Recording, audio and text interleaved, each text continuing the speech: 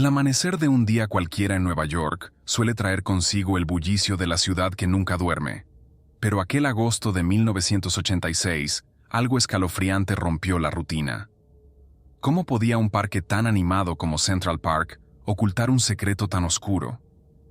¿Qué llevó a una joven prometedora a ser encontrada en circunstancias tan aterradoras?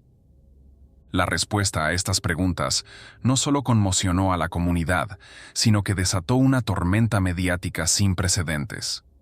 Jennifer Levin, de solo 18 años, era conocida por su ingenio y determinación.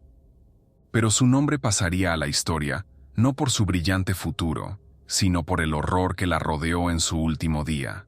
Lo que ocurrió aquella mañana dejó a todos sin aliento. Jennifer fue encontrada inconsciente en un rincón del parque, lo que desencadenó una investigación que sacaría a la luz las grietas más profundas de la sociedad de la época. Jennifer no era una joven cualquiera. De familia acomodada de Port Washington, destacaba por su brillantez académica y su encanto personal. Tras mudarse con su padre, un conocido agente inmobiliario del Soho, Jennifer asistió a un prestigioso colegio privado, donde no tardó en ganarse el respeto. Sus amigos eran hijos de familias adineradas, y su vida social transcurría en el corazón de Nueva York, entre reuniones y eventos exclusivos. Fue en este ambiente donde conoció a Robert Chambers, un joven que decía ser hijo de una familia adinerada, con conexiones en el mundo de los clubes de campo. Lo que empezó como una mirada casual, se convirtió en un romance que marcó los últimos meses de su vida. En vísperas de comenzar una nueva etapa en la universidad, Jennifer asistió a la que sería su última reunión social. A la mañana siguiente, el 26 de agosto de 1986, su cuerpo fue descubierto por un ciclista que paseaba por Central Park. La escena dejó a todos conmocionados. Este caso, desde sus giros inesperados hasta su cuestionable tratamiento en los medios de comunicación, puso al descubierto cómo los prejuicios y el poder de la influencia pública pueden dar forma a una investigación. Pero esto no era más que el principio. ¿Qué más secretos podrían esconderse tras las sombras de aquel fatídico día? El caos en las calles de Nueva York, a mediados de los 80, no era nada nuevo, pero la presión pública sobre el caso de Jennifer Levin llevó a los investigadores a trabajar bajo un escrutinio sin precedentes. Las primeras pistas apuntaban a algo más calculado que un simple ataque en el parque. La escena parecía cuidadosamente orquestada, y las primeras pruebas forenses revelaron que no había rastros de terceras personas, lo que complicaba aún más las teorías iniciales. El hallazgo de ropa a considerable distancia del cuerpo y la extraña posición en la que se encontró a Jennifer llevaron a los investigadores a pensar que había habido un intento deliberado de ocultar lo ocurrido. A medida que circulaba la noticia y aumentaba la presión mediática, las autoridades centraron sus esfuerzos en desentrañar la última noche de Jennifer. Gracias al diario presentado por su padre, Steve Levin, se pudieron reconstruir con mayor precisión los acontecimientos que condujeron a la tragedia. El diario revelaba planes con amigas y una mención casual a su exnovio, Dorian. Esto llevó a los investigadores a buscar a este último, que había estado presente en el bar donde Jennifer pasó sus últimas horas. Dorian describió cómo se cruzaron brevemente y confirmó que abandonó el lugar antes de que ocurriera nada extraño. Sin embargo, no fue su relato el que cambió el curso de la investigación, sino el de Robert Chambers, el último hombre que estuvo con Jennifer. El aspecto de Robert cuando lo llevaron a comisaría no pasó desapercibido. Los arañazos recientes en la cara levantaron sospechas de inmediato, pero su excusa era tan inverosímil como desconcertante. Dijo que le había atacado un gato. A pesar de su disposición inicial a colaborar, sus respuestas eran evasivas y no cuadraban con los hechos recopilados. Según Robert, había salido con Jennifer después de la fiesta sobre las 4 de la madrugada. Declaró que, tras despedirse de Jennifer, dijo que había estado en la casa con ella. Afirmó que, tras despedirse, ambos tomaron caminos distintos, pero no pudo explicar los arañazos, ni por qué otros testigos afirmaron haberlos visto juntos, momentos antes del crimen. Las marcas en la cara de ella eran coherentes con un intento de defensa propia, lo que dejaba pocas dudas a los investigadores. Cuando las piezas empezaron a encajar, surgieron nuevas preguntas. ¿Qué más ocultaba Robert? ¿Hasta dónde llegaría para proteger su versión de los hechos? La investigación no había hecho más que empezar, pero todo parecía indicar que la verdad sería aún más inquietante. El ambiente de tensión en la comisaría crecía a medida que pasaban las horas. Las palabras de Robert Chambers, presentadas inicialmente como una confesión, pronto se desmoronaron bajo el escrutinio de los investigadores. La narración de un accidente parecía más un guión elaborado que un relato sincero. Los detectives no podían ignorar los detalles incoherentes que surgían en su versión de los hechos. Mientras tanto, fuera, la atención de los medios de comunicación alcanzaba su punto álgido. Las calles frente a la comisaría estaban llenas de reporteros que se apresuraban a captar cualquier información nueva. La familia y los amigos de Jennifer, desolados, veían cómo la imagen de su ser querido era arrasada por un espectáculo mediático implacable. La defensa de Robert, dirigida por el astuto abogado Jack Littman, comenzó a desarrollarse con precisión quirúrgica. Littman no solo se dedicó a proteger la imagen de su cliente, sino que dirigió un ataque directo contra Jennifer. Las estrategias del abogado incluyeron insinuaciones sobre su vida privada, detalles irrelevantes que fueron manipulados para sembrar dudas en la opinión pública. Fue un golpe bajo que desató la indignación entre quienes conocían a Jennifer y la recordaban como una joven con un futuro brillante. El impacto de esta estrategia no se limitó a los titulares de los periódicos. Las cuidadosamente orquestadas apariciones públicas de Robert, vestido con impecable elegancia, le convirtieron en una figura polarizadora. Mientras algunos medios lo retrataban como el tipo perfecto atrapado en una situación desafortunada, otros cuestionaban la falta de pruebas sólidas que respaldaran sus declaraciones. La imagen pública de Robert se vio reforzada por entrevistas en las que adoptaba una actitud serena y carismática. El contraste con la Jennifer descrita por su abogado como problemática y provocadora dividió aún más a la sociedad neoyorquina. La percepción de las mujeres jóvenes como responsables de sus tragedias personales era un discurso peligrosamente común en la época, y este caso lo evidenciaba claramente. Sin embargo, tras el glamour de los titulares y las portadas de las revistas, los investigadores continuaron su ardua labor. Reconstruyeron meticulosamente los últimos momentos de Jennifer, buscando pruebas que refutaran las afirmaciones de Robert. Las marcas en su cara, la escena del crimen y los relatos de los testigos no coincidían con la versión de los hechos presentada por la defensa. A pesar de ello, el peso de la opinión pública parecía inclinar la balanza a favor de Robert. La familia Levin, enfrentada a un dolor inimaginable, tuvo que soportar no solo la pérdida de Jennifer, sino también la indignación de ver distorsionada su memoria en un intento de salvar a su agresor. Lo que una vez fue una prometedora carrera hacia un futuro brillante, se convirtió en un campo de batalla en el que la verdad luchaba por salir a la luz. Mientras el tribunal se preparaba para uno de los juicios más esperados de Nueva York, las tensiones alcanzaron su punto álgido. El ambiente mediático se saturó de especulaciones y debates, a medida que empezaban a filtrarse con mayor regularidad detalles del oscuro pasado de Robert Chambers. Las revelaciones sobre sus actividades ilegales y su drogodependencia no solo ponían en entredicho la imagen pulida que su defensa había intentado construir, sino que también añadían un peso considerable a las acusaciones contra él. El proceso de selección de un jurado imparcial resultó ser una tarea monumental. Cada nuevo candidato traía consigo opiniones ya formadas, influidas por meses de cobertura mediática y teorías polarizadoras. Estaba claro que el caso había trascendido las fronteras del sistema judicial y se había convertido en un fenómeno cultural.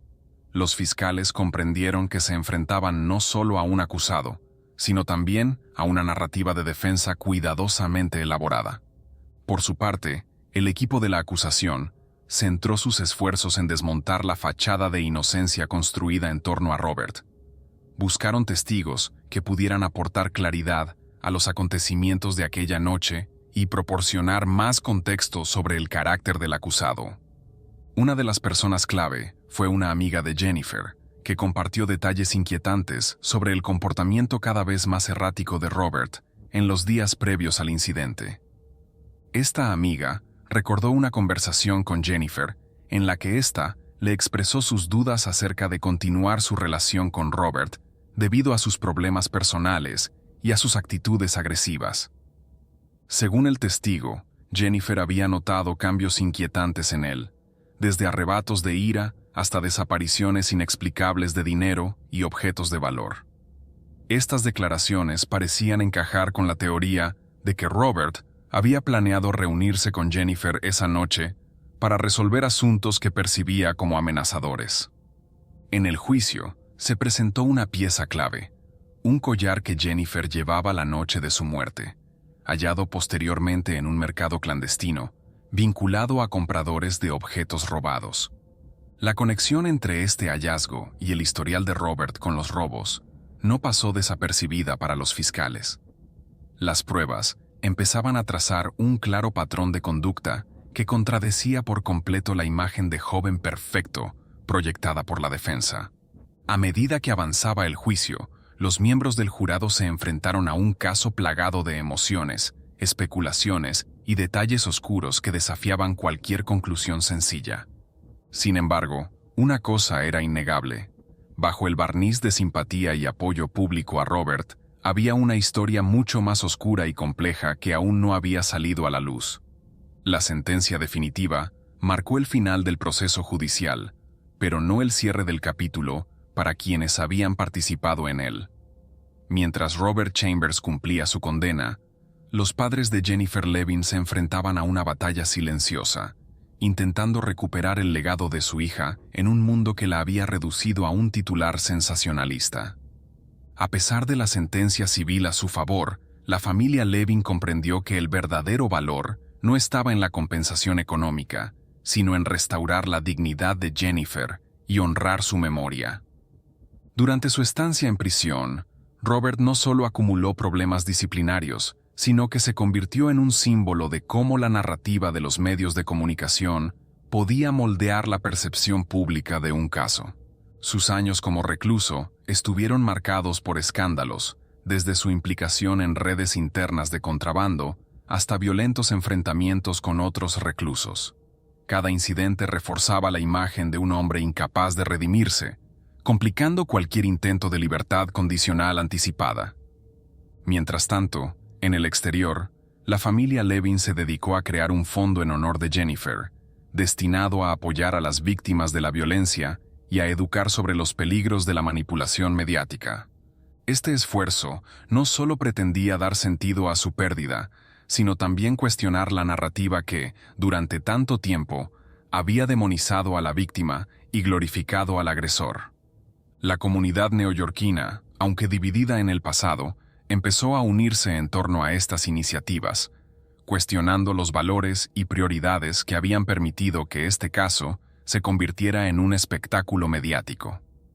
Cuando Robert fue finalmente puesto en libertad en 2003, su reinserción en la sociedad distó mucho de ser tranquila. Los medios de comunicación, que antes le habían protegido con titulares indulgentes, le esperaban a las puertas de la prisión. Las cámaras captaron a un hombre visiblemente envejecido, con una mirada que reflejaba tanto desafío como resignación. Aunque intentó pasar desapercibido, su nombre siguió siendo sinónimo de polémica, y cualquier intento de rehacer su vida se vio ensombrecido por su pasado. En el tiempo que siguió a su liberación, Robert fue visto en varias ocasiones en lugares públicos, pero siempre evitó interactuar con los medios de comunicación. Las pocas entrevistas que concedió fueron cuidadosamente controladas, evitando cualquier detalle que pudiera contradecir la versión que había presentado durante el juicio. A pesar de sus intentos de mostrar remordimiento, las acciones del pasado seguían persiguiéndole, y su nombre seguía siendo un doloroso recuerdo para quienes conocían a Jennifer Levin y para una ciudad que nunca olvidaría el caso que la había conmocionado. La vida de Robert Chambers, tras su puesta en libertad, reflejaba un ciclo de decisiones destructivas que parecía imposible romper. Su incapacidad para adaptarse a una sociedad que había cambiado radicalmente durante su estancia en prisión le llevó a refugiarse en los mismos hábitos que le habían definido en su juventud. Aunque en las entrevistas declaraba su intención de redimirse, sus actos demostraban lo contrario. En los primeros años tras su salida de prisión, Robert intentó establecer una vida alejada de la mirada pública. Se mudó a un modesto apartamento en Nueva York y consiguió trabajos temporales en sectores que no requerían antecedentes impecables. Sin embargo, sus problemas de adicción no tardaron en resurgir. Los informes sobre actividades ilícitas empezaron a acumularse, primero como rumores y luego como hechos verificables, hasta culminar en su detención en 2007. La escena del crimen, el apartamento de un conocido en Manhattan, reflejaba la desesperación de un hombre que parecía incapaz de liberarse de su pasado. Mientras tanto, Ellen Levin, la madre de Jennifer, seguía luchando por transformar su dolor en acción. Su incansable labor para mejorar las leyes de protección de las víctimas la convirtió en una figura destacada en los círculos del activismo social. Sus esfuerzos no solo se tradujeron en cambios legislativos, sino también en una mayor atención a la importancia de preservar la dignidad de las víctimas en los casos mediáticos. Ellen lideró iniciativas para educar a las generaciones más jóvenes sobre los riesgos del abuso de sustancias y la violencia interpersonal, un legado que consideraba esencial para honrar la memoria de su hija. En el entorno penitenciario, Robert acumulaba nuevas historias de enfrentamientos. Su comportamiento errático le colocó en el centro de conflictos con otros reclusos, algunos de los cuales implicaban disputas por contrabando. Estas situaciones complicaron aún más su posibilidad de obtener la libertad condicional, y su estancia en prisión se prolongó hasta convertirse en un caso emblemático de reincidencia. Los medios de comunicación no tardaron en hacerse eco de su reingreso en prisión, y las comparaciones entre sus delitos se convirtieron en el tema central. Los debates se centraron en cómo un delito relacionado con drogas y robos podía dar lugar a una condena más severa que la pérdida de la vida. Esto generó un debate público sobre las prioridades del sistema judicial, que parecía pasar por alto el peso de la tragedia de Jennifer en favor de perseguir delitos más tangibles y actuales. En 2024, con su posible liberación en el horizonte, las opiniones sobre Robert Chambers seguían divididas. Algunos lo veían como un hombre que había desperdiciado todas las oportunidades de redimirse, mientras que otros mantenían la esperanza de que finalmente cambiara. Lo cierto era que la historia de Jennifer Levin y el impacto de su muerte seguían resonando en una sociedad que trataba de aprender de sus errores mientras luchaba por equilibrar justicia y compasión en un mundo complejo y en constante cambio.